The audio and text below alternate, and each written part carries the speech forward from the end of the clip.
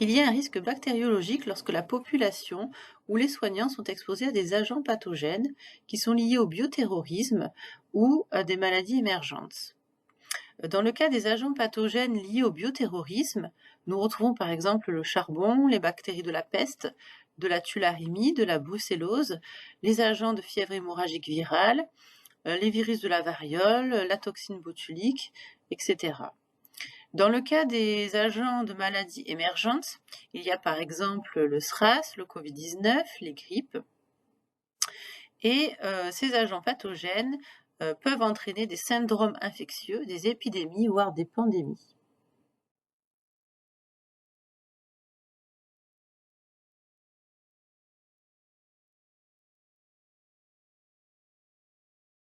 Pour connaître les modes de transmission, je dois me poser la question comment je peux être contaminé. Je peux être contaminé tout d'abord par inhalation, par des gouttelettes émises lors de la toux, des poussières contaminées ou encore des aérosols. Je peux également être contaminé par contact avec la peau ou les muqueuses.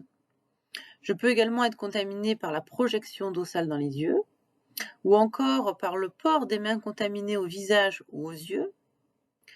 Je peux être contaminé par piqûre, coupure avec un couteau. Je peux également être contaminé par piqûre d'insectes ou ingestion. Enfin, je peux être contaminé de façon manuportée ou en portant des objets contaminés à la bouche.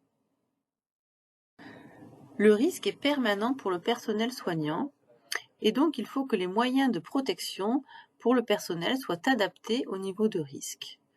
Plus l'équipement de protection individuelle est protecteur, plus il est difficile à porter. On peut voir dans un premier temps la tenue professionnelle, puis une évolution du risque avec une protection des gouttelettes. On voit apparaître ici le tablier, la surblouse, les gants, le masque et la charlotte. Et puis on passe à un mode de protection renforcé pour enfin atteindre un mode de protection complètement étanche.